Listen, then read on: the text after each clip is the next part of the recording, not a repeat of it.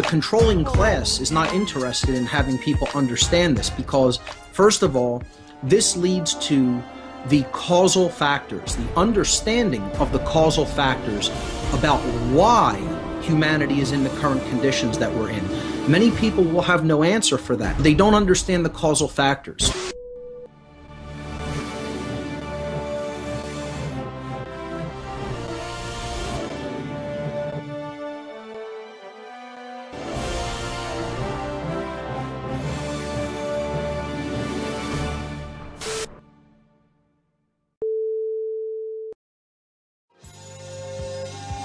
Hi folks, I'm Alan Watt and this is Cutting Through the Matrix on the 24th of February 2019. They should have stuck with that back in the 60s when the same group, by the way, that were looking for a reason, before even the Club of Rome get in the act with it too, they were looking for a reason to take over and manage society with experts and commissars of all kinds and academia then and today has never been off the same agenda. They've always been on board with it all.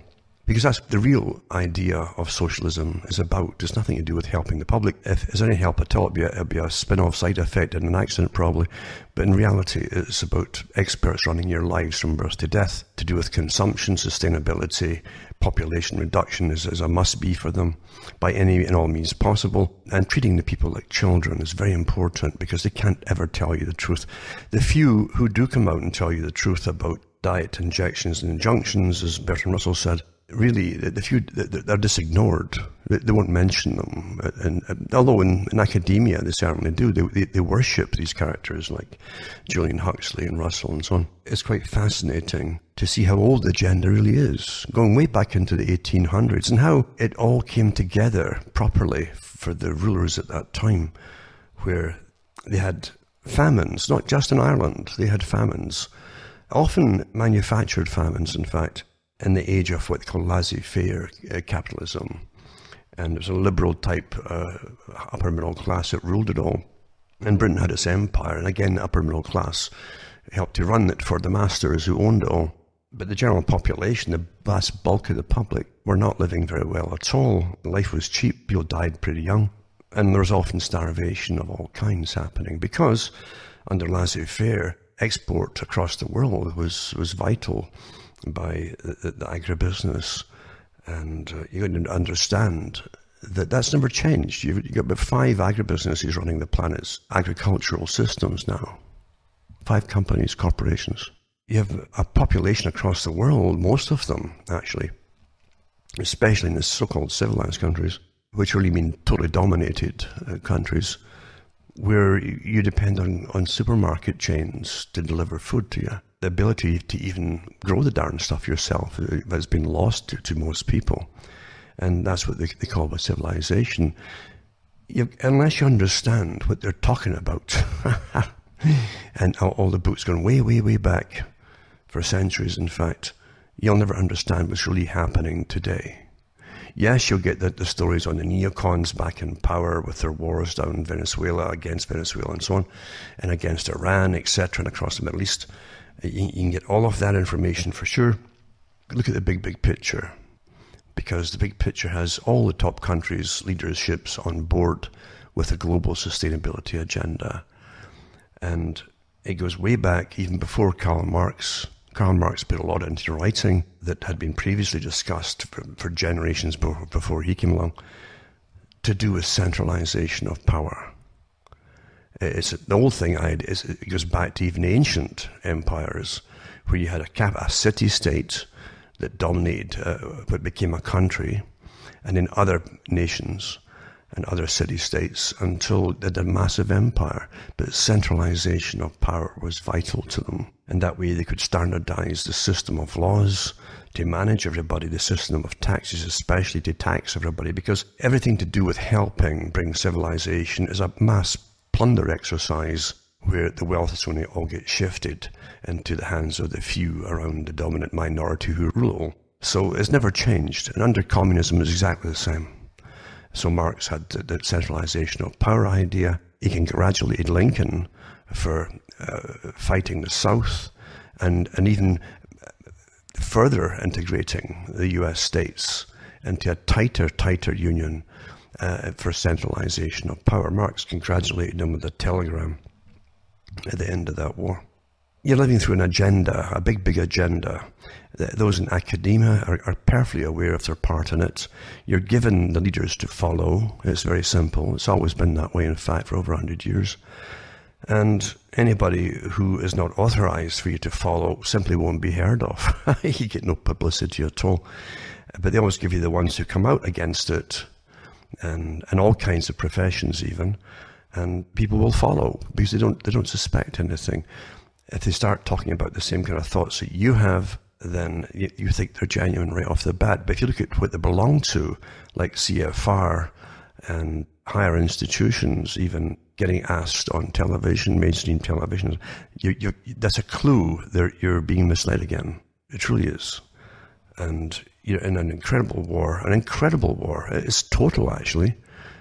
When total thought and all thought is under attack, unless it's authorized, you're under the same system, actually, that we used to complain about the Sovietized system, that used to be complained about by the British system.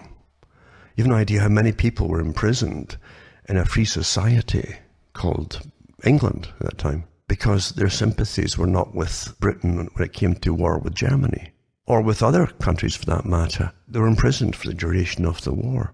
George Orwell talks about it. Now, George Orwell is a mysterious man because he belonged to the upper middle class in an intergenerational family of workers for what they called the imperial system at that time, the British imperial system.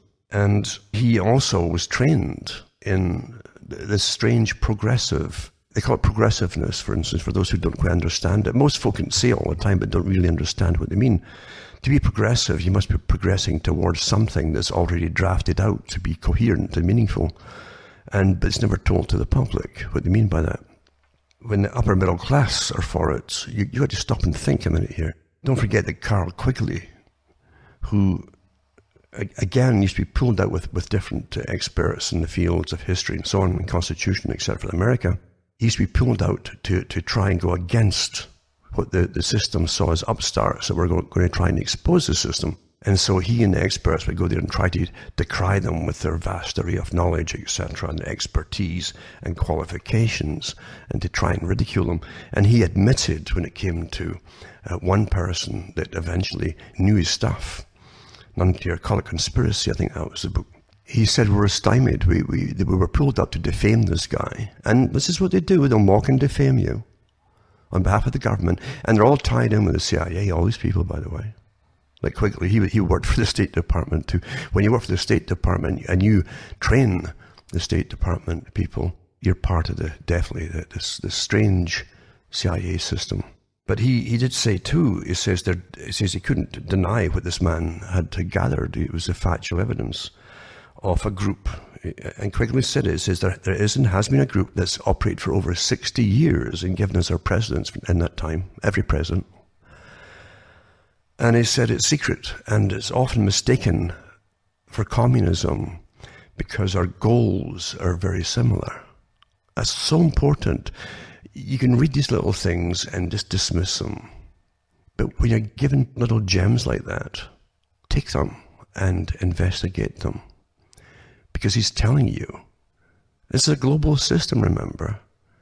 But not just a system to bring little happy families hands across the sea. It's not that at all. It's for an expertly run society. It's the same thing that Orwell hints at too. Because he was so fanatical about it, he did go over and fight with the left-wingers against the government of Spain, for instance. He definitely was on board with much of their ideologies, but he turned against them supposedly when the communist faction were using the socialists from all the countries like Britain and so on. Then they were killing them because communism really did believe there could be no other gods before them and no rivals for sure. But they would use them and then dispose of them, and he thought it might be targeted too.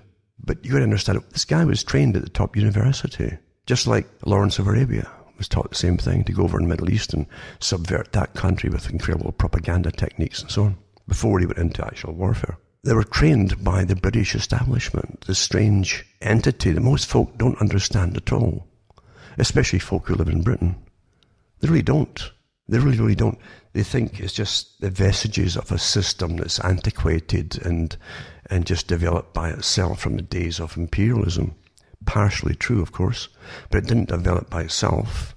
And the city of London never had any preference for the British peasant over other peasantry in the planet. So you have to understand, what on earth what did Orwell envisage for himself and others who were fighting in the Spanish War? And what did he hope to gain from World War II, for instance? In World War II, he helped actually work out the propaganda. And he worked for the Department of Information.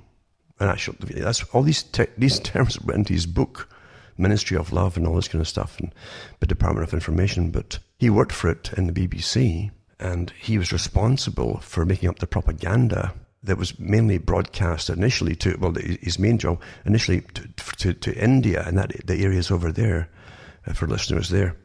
But it was propaganda nonetheless, and other forms of propaganda, which he admitted, such as having a daily show to do with cooking and telling the people how to eat stuff that was much more nutritious for them. Listen to this. So nutritious, that was the propaganda. But it was stuff that would normally get thrown away and had very little nourishment value at all. The people in Britain were being starved, really, with rationing. From World War I, they had rationing. Into the Great Depression, it lasted in Britain from the end of World War I. It wasn't to do with just the crash that came later. And they were in depression all the way into World War II. And then they're still in rationing, even worse rationing. And that wasn't lifted until the 1950s. And even then, most folk couldn't afford it because everyone was taxed out of sight. So you got to understand that the people who ran Britain, forget the papers and propaganda and so on, that there's a much more secretive element to Britain, like the Royal Institute for International Affairs. And the owners of all the newspapers were members of this organization, this private club. They were the advisors with think tanks for all the nations that Britain ruled over. And of course, they eventually changed the foreign ones to Council on Foreign Relations, as an example, or Asian Pacific League, etc. And they still draft up the unification of continents today, like the EU, the North American Free Trade Agreement. Before that was a Free Trade Association, FTA, and so on. It's the same group who does all this work for it. You don't elect them. They're working in universities. They have universities in Canada where they are working for global governance, and they'll have little things added like innovation, but they're really CFR funded and looked after, and that's where they train future leaders for different top positions and so on. And that's also where the smart city idea has been run from, how they can innovate it, make it sustainable, meaning get out of cars for Agenda 21, for the agenda for the whole 21st century, all the different 2015, 2030, 2045, so it's all worked out that way up until the end of the century, and everything they must accomplish. It's all done with your tax money being used, never mentioned during election times, kept as quiet as possible from the general public, and you're simply run by diktats from government and even local government. We have decided blah, and that's it. Just the same way as the Soviet system did it. Again, going back to Quigley, they're often mistaken for communists. Same agenda. Sustainability, reduction of population, expertly run planning for the people into the compact cities, out of the rural areas, the elimination of freedom of thought, freedom of speech, freedom of action, and the massive training using the Aldous Huxley method, where they come to love their servitude, give them lots of drugs. That's why it's time for it now across the world.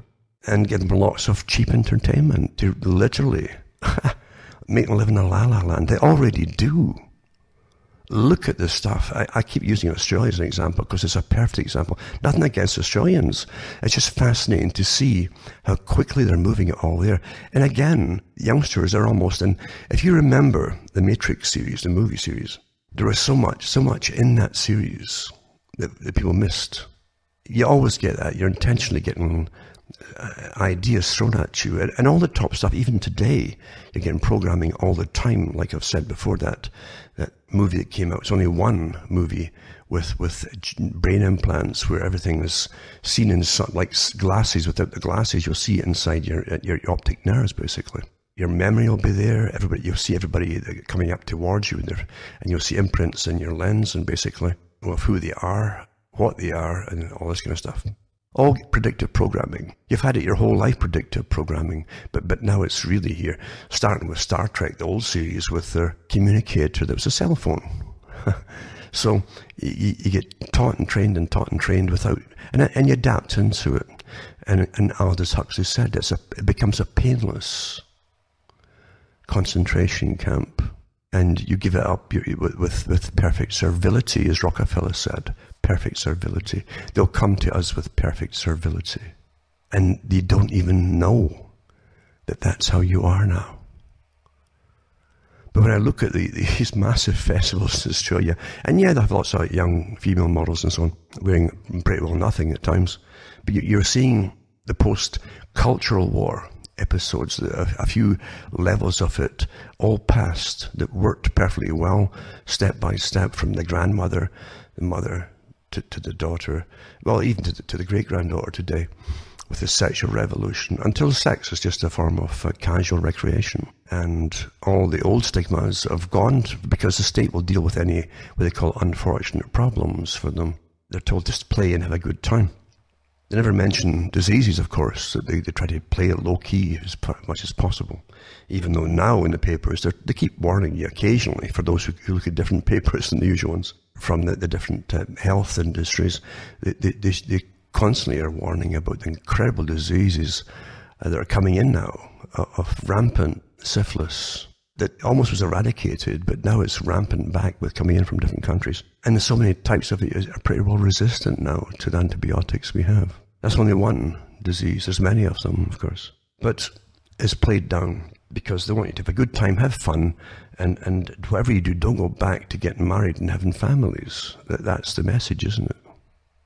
And unfortunately, the targets that you'll see in the pictures from Australia and so on, and other countries too, naturally. Just in Australia, you've got better weather, so it goes a bit further, faster.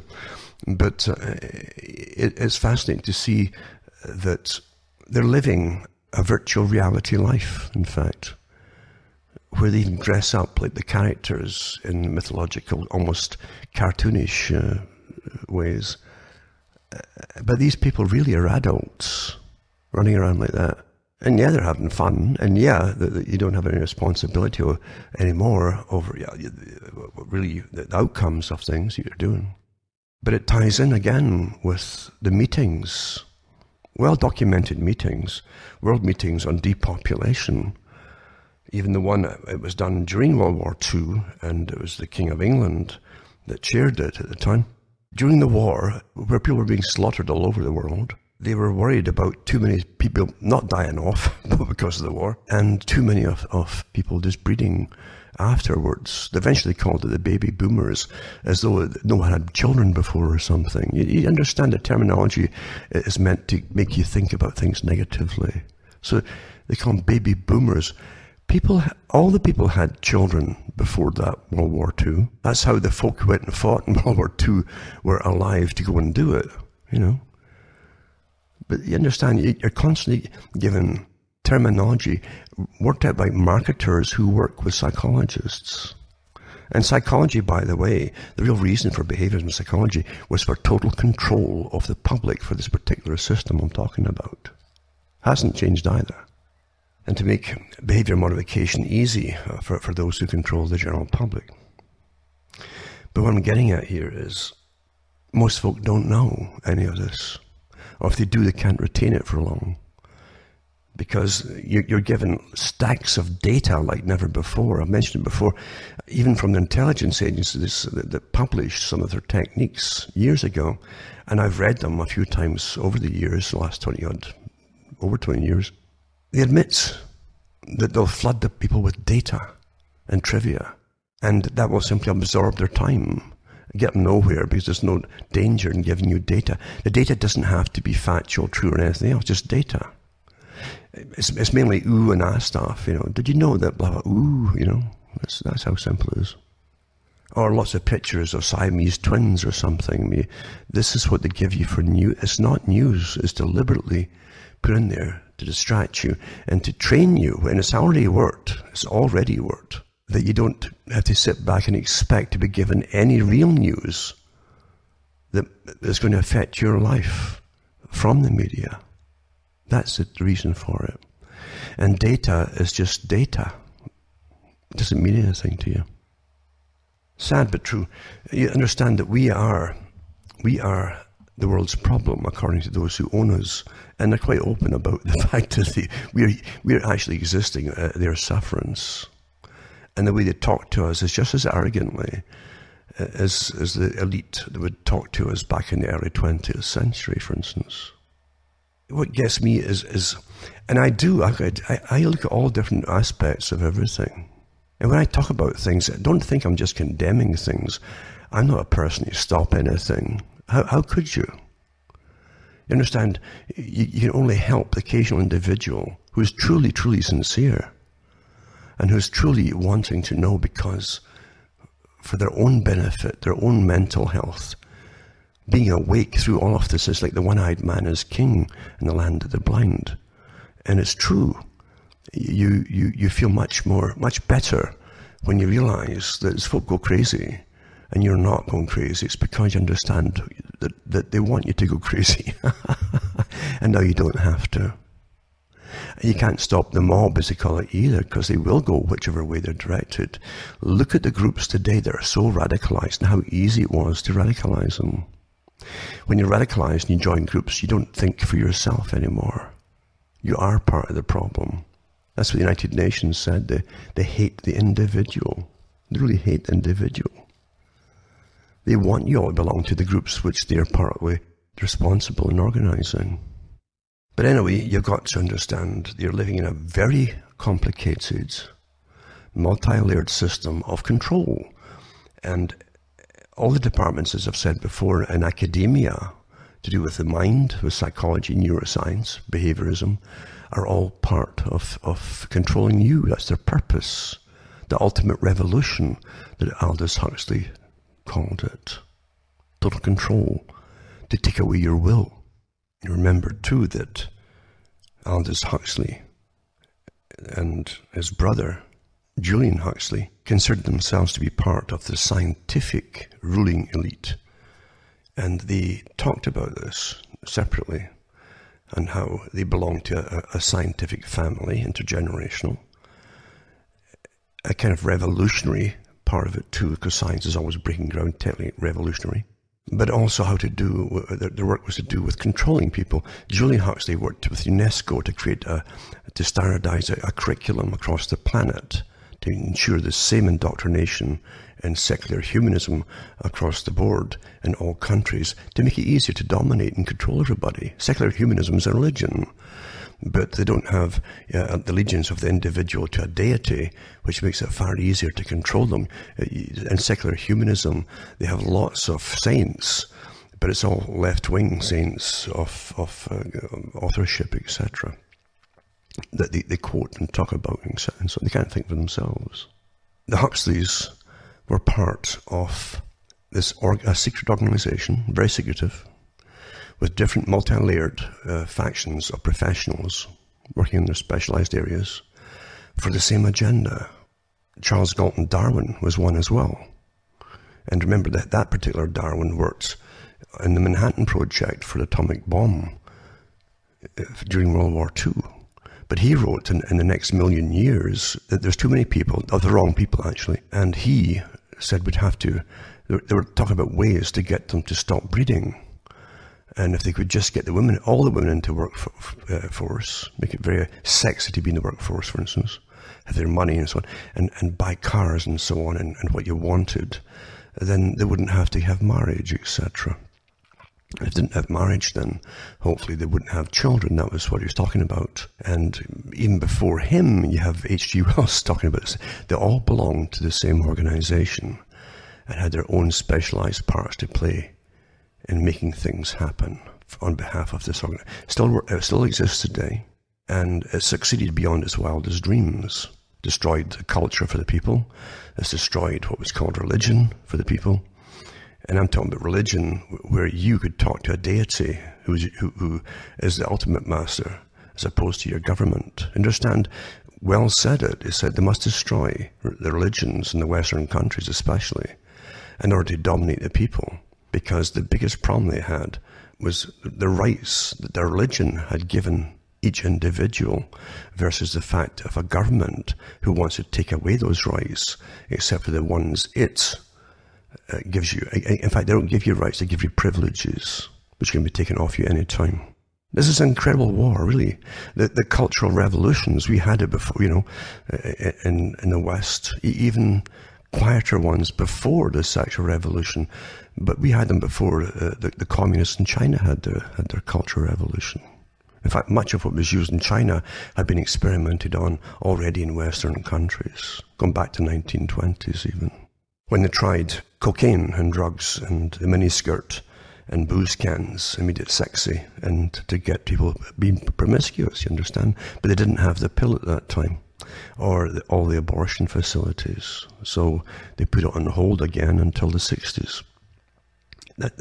You have no idea that these things are not coincidental.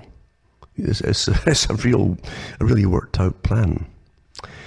But anyway, let's look at, say, George Orwell. George Orwell put out his book 1984 he really thought about the idea in the late 30s when they were going to war with Germany, and he published it in 1948, or it was released then, I should say, and it was 1984, also titled that he wanted to call it The Last Man in Europe. I think it was The Last Man, because really the last thinking person who would be able to think that it was about that too, with a character in it of Winston. After that, it wouldn't matter. No one could break free from the mind control that we instilled in everybody perfectly through science. This already happened. But anyway, he did send a copy off to different people, and one was to one of the people he admired, and it was Aldous Huxley. And Aldous Huxley had been a tutor of his at Eton for a short period in 1917. I think it was 1917, where he taught French to Orwell. And in the 1932, I think it was, maybe, Brave New World came out from Aldous Huxley that really showed you through science understanding of human nature, and using the sciences to exploit this human nature and manipulate it. They could eventually come to society where you had a controlled population. You were all born in test tubes, basically, and your genes were completely manipulated for the function that you had to serve society. So there you had the perfect, as a Marxist said. And the Marxists really are just part of the same group. The real Marxists, that is, who rule the world through finances and through academia and so on. An empire. This empire. Brave New Worlds would get just an amount of different people it would need for each category, each class or caste system, from the alpha plus all the way down. So distribution of labor was already worked out. You were born into your function, basically. And you couldn't do much about it because you were genetically, any genes that would cause individuality to crop up were eliminated before, from the ovum or the sperm that was eventually put in and heavily manipulated until you were simply a repeat, a kind of clone of previous types that had gone before you in the same jobs or class. But he said that you could get the people to the exact number that you wanted for sustainability. This is 1930s, remember. You could make sure they were happy because even the traits that led to depressions would be removed from genetically. If it was genetic, it would be removed. You see, in this technique, and you would be what they wanted you to be. Very predictable. Even your likes would probably be already instilled into you. And your traits for being good at accounting or bookkeeping or whatever, with certain types that they had. And all the way down to the ones who had to do the manual work, the manual repetitive labor, boring labor, they would be made for their task, although some of them still went a bit crazy with the boredom. But that was the perfect system of Brave New World. And everyone could get Soma, the drug, which would just make them instantly happy it would relieve you of anxiety pretty quickly, and you had a good supply of it. You had good health too. They made sure of that until a certain age would crop up, and you'd suddenly age very quickly and die. And death was also encouraged as a wonderful thing. The children were brought around not to mourn death in this atheistic type society, although the state was worshipped because it gave you all your goodies and your free sex and big clubs and all that kind of thing to be happy with. Anyway, here is what George Orwell received after sending the book out to his mentor, in a sense, someone he admired, Huxley. This is what Huxley said after reading his book, or some of his book. He couldn't read all of it because Aldous Huxley had terrible eyesight, terrible problems with his eyes. He could only read in little bursts here and there because it hurt him to try to read things. But he said that it was 1949, after Orwell's book came out, and Aldous Huxley sent a letter back. So anyway, it says here that, "Dear Mr. Orwell, it's very kind of you to tell your publisher to send me a copy of your book. It arrived as I was in the midst of a piece of work that required much reading and consulting on references. And since poor sight makes it necessary for me to ration my reading, I had to wait a long time." He goes on to say, "Agreeing with all that the critics have written of it, I need not tell you yet once more how fine and how profoundly important the book is. May I speak instead of the thing with which the book deals, which is the ultimate revolution. This is so important, the ultimate revolution. The first hints of a philosophy of the ultimate revolution, the revolution which lies beyond politics." See, here you go, beyond politics. Because all the leaders of all parties, as Quigley said, belong to the same group, and had for over 60 years in the 1960s. So you go way into the 1800s.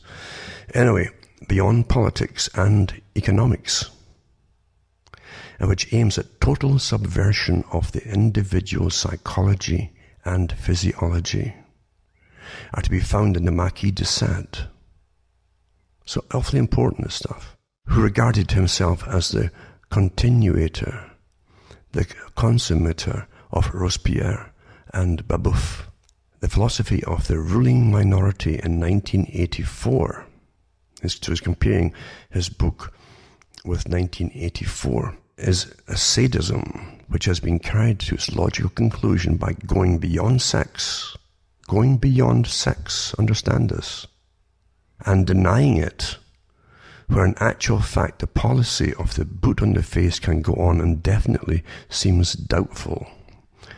Now, don't forget that Orwell was comparing Britain and the West at that time to the Soviet Union, where they had all this stuff in effect. They put into 1984.